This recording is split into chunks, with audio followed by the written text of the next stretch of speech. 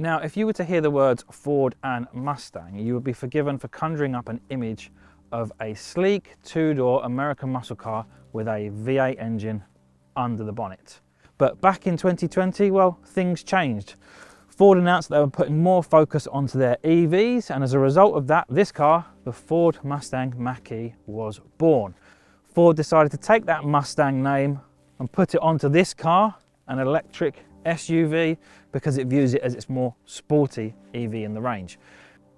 Now, when it was first launched, the Mustang Mach-E actually proved to be quite successful and popular with customers, which means that various models are now filtering their way down onto the used market. So if you are in the market for a used EV, specifically an SUV, is the Mustang Mach-E a car that you should be considering? Well, that's what we're going to find out today. We're going to take a look inside, we'll take it for a drive, and let you know everything you need to know about this car. The Mustang Mach-E is one of the earliest electric SUVs to hit the market, with sales starting in the early 2020s. While Ford had been experimenting with EVs for a number of years, the Mach-E was created from the outset purely as an electric car, rather than an ICE car that had been adapted with battery technology. From the start, it admittedly frustrated Ford purists who weren't too happy with the use of the Mustang name, but as time has passed, its combination of sporty looks, excellent performance and modern equipment has made it popular with UK customers. Now, inside the Ford Mustang Mach-E, things are, well, what you'd expect from a modern Ford, I guess. You've got a big portrait infotainment system screen, and I will say that it is something you should delve into if you're looking at this car. So if you're going to see one at a dealership or you're taking it for a test drive, it's definitely worth having a play with the screen, seeing how you get on with it, because everything is buried in this screen. There are no buttons anywhere else for you to use. So if you want to adjust the climate controls, you do that via the screen. Obviously, satellite navigation, radio, media, Apple CarPlay, all of those things are directly via the screen, as well as are the heated seats, the heated steering wheel. So yeah, definitely something to have a good play with and make sure that you can live with it on a day-to-day basis. You also have a smaller digital screen up here just beyond the steering wheel, and that gives you all of your basic information, so speed, range, battery, power, etc. In terms of fit and finish, I would say that it's actually very nicely put together. It reminds me a little bit of a Skoda Enyaq, actually, with this materials here dotted around the cabin. There are no kind of cheap, nasty plastics on display. Everything feels nice and soft touch, and yeah, it's actually really quite a nice place to be, especially with the red stitching as well. You've got a charging pad down here beneath the screen, so you can charge your mobile phone. There are also a 12-volt socket inside the armrest, and USB and USB-C connectors under there as well. From a comfort perspective, well, the seats are very comfortable and it's easy to get into a comfortable driving position. There's plenty of rake and reach adjustment in the steering wheel. You can adjust the seats. We've got the electric seats in this particular vehicle as well, which are very nice. And I think that it's a very comfortable place to be, actually. I'm relatively tall, I'm just under 6'2", and even with the panoramic sunroof, I have got plenty of headroom, plenty of space around me, and I think that this is a car that I could spend quite a lot of time in. I'm not going to delve too much into the different trim levels because, as with most modern EVs, the Mach-E is very, very well equipped no matter which level of car you go for. So you'll get 360-degree camera, LED headlights are standard. You do get adaptive headlights though if you go up a trim or if you go on the extended range model. You'll also find a heated front windscreen, heated steering wheel, heated seats, adaptive cruise control, keyless entry, 18-inch alloys and privacy glass, all as standard. All-wheel drive models get a tech pack that gives you this panoramic sunroof, and the GT spec obviously looks sportier and has 20-inch alloy wheels.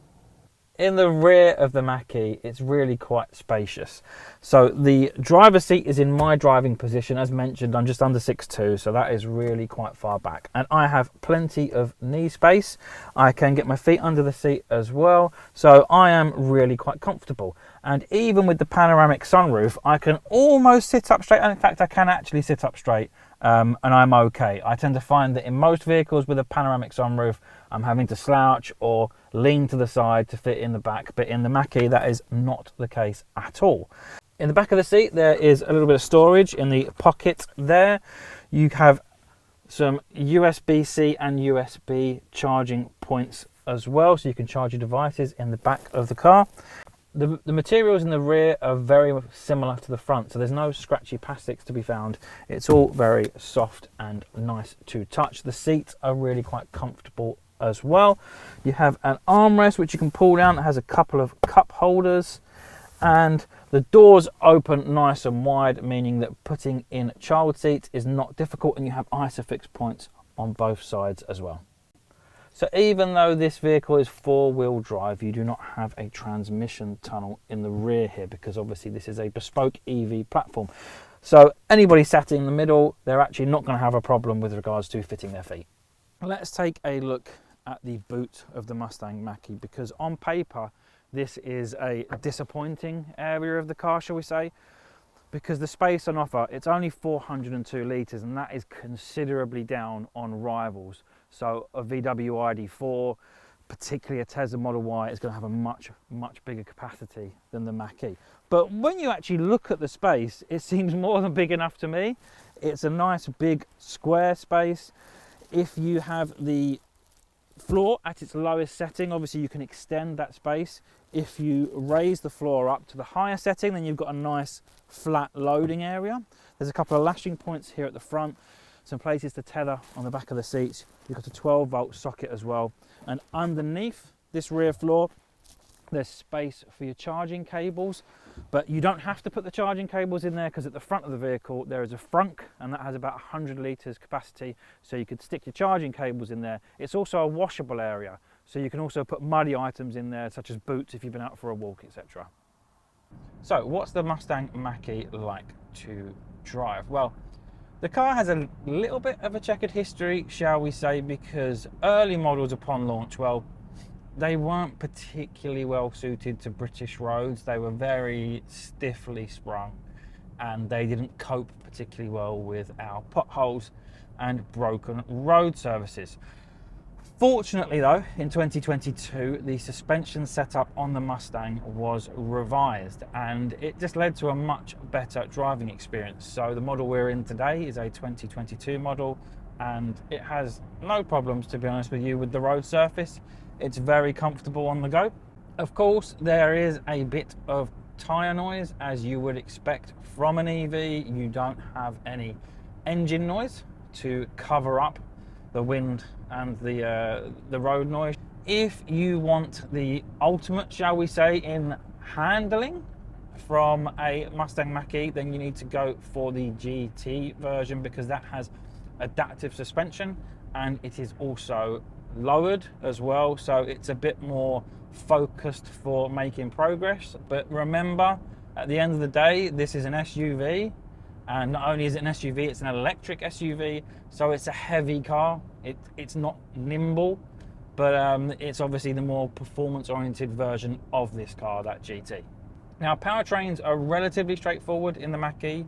You have a rear-wheel drive standard range, you've got an extended range, there are four-wheel drive versions as well, and then obviously there's that top-of-the-range GT. Both the standard range and the extended range will do 0 to 62 mile an hour in just under 7 seconds. The standard range has 265 horsepower, the extended range 290, and those times are on par with something like a VW ID4 Pro. Now, the GT, with its 480 horsepower, will do that 0 to 62 sprint in just over 4 seconds, which is supercar territory, but actually not as quick as the quickest Tesla Model Y or the Kia EV6 GT. So if you want the quickest you can go in an electric family style SUV, then you should be looking at the Model Y or that Kia EV6 GT. But that is not to say that this car is a slouch. Obviously you get it in GT trim, 4 and a bit seconds is more than quick enough, so I wouldn't let that be the deciding factor between those cars. Now let's talk range, and when we're talking range, that's obviously slightly different for a used EV. The general rule of thumb with a used EV is that the battery range will degrade by 2% each year. So if you have a car that when it's brand new has a range of 200 miles, then by the time it's 10 years old, that range would have dropped to 160 miles. In the car we're in today, the original range, because the standard range all-wheel drive, was 240 odd miles, and this car that we're in today has actually had its battery tested and the capacity is still at 96.5%, so it has a real world range left of around 210 miles. So if you're looking at a used EV, then take that into account, the condition of the battery at the age of the car that you're buying it. So let's look at the new figures, because that's what you're going to base your calculations upon. So the standard range has a 75 kilowatt hour battery, and that gives a claimed range when new in the rear wheel drive version of 270 miles. The more powerful 290 horsepower extended range actually gives you 370 miles of claimed range. So the extended range has a usable battery of 91 kilowatt hours, and it can charge at 150 kilowatts, as can the slightly smaller 75 kilowatt hour battery on the standard range. What that means is that on a rapid charger, you can get from 10 to 80% in that extended range in around 40 minutes. The standard range is actually slightly quicker because the battery is smaller, so it takes less time to fill. So at a standard motorway charging station, so something with 50 kilowatt charging, you're looking at around 75 minutes to get from 10 to 80%. Now, once again, that is not as quick as a Kia EV6, which has a much faster charging capacity should you be able to find a charger to match it. If you want the ultimate in rapid charging on the go, then once again you should actually be looking at a Kia EV6 or a Tesla Model Y, because they can charge quicker than a Mustang Mach-E. Now, in practical terms, the GT or extended range vehicles that can do 300 plus miles claimed range should be more than enough for the majority of people, because 3 hours of driving, shall we say, is around 200 miles. So you're gonna basically run out of steam yourself before the car does. I would suggest that the majority of people after 3 hours of driving are going to want to stop for a comfort break or to grab a coffee. And while you're doing that, well, plug the car in for 20 minutes. You're going to get a good 50 to 100 miles extra back into the battery of range, so it shouldn't be a problem. This is a 2-year-old car that's done around 10,000 miles, so you would expect that you would be starting to hear maybe some squeaks and rattles by this point, especially when you consider that there's no engine noise to mask those sounds. And I will say, nothing. Not a squeak, not a noise at all is coming from this car on the move. And I've driven it on a dual carriageway, I've driven it at national speed limits, I've driven it now on some slower roads, 30-mile-an-hour roads, some country roads, and in all of those situations it's actually been very quiet. I am not hearing anything from the car, which actually speaks to pretty decent build quality for this vehicle.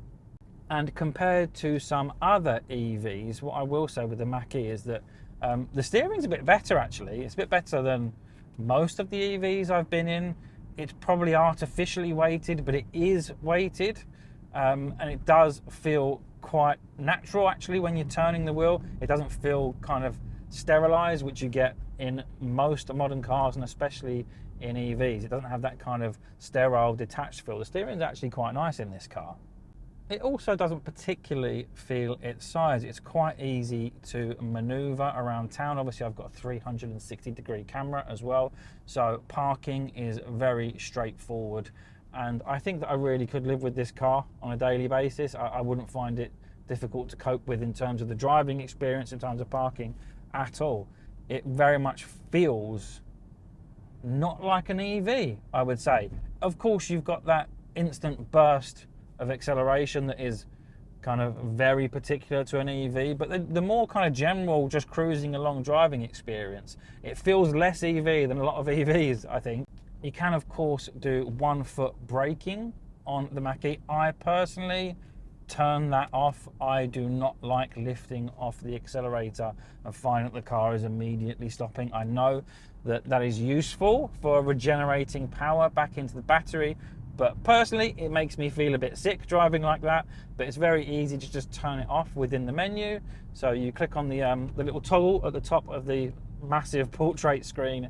That will take you into the settings and you can turn off 1 foot driving, which is what I have done. And once again, it just feels more like driving a typical petrol or diesel vehicle. So all in all, I would say actually, yeah, I'm impressed with the way the Mach-E drives. It's the seats are comfortable, it steers nicely, it's responsive, it's quiet on the go, and it's a pleasant place to be. I've also got a Bang & Olufsen stereo, which always helps. Now, the Ford Mustang Mach-E has proven popular with EV buyers for good reason. It is a spacious, practical car that offers good performance in standard guise and incredible performance in GT guise. It has good range across the board and all the modern tech that you would expect in an EV. And while there were some early teething problems, shall we say, with the model, as time has gone on, it's just proven to be stronger and stronger. As to which Mach-E you should go for, well, that's probably going to come down to how far you want to drive in one sitting. For most people, the standard range should be just fine. If you do have any concerns about range, then go for the extended range version, because that should obliterate any of those concerns. In terms of rivals, well, you could look at cars like the VW ID4, the Kia EV6, and of course the Tesla Model Y if maybe the Mach-E doesn't quite fit the bill for you. Thank you for watching this used car review of the Ford Mustang Mach-E. If you enjoyed the video, please give us a like and subscribe to the channel so you'll be notified every time we release a video. And let us know in the comment sections below, is this the EV that you would go for, or would you be looking at a different model?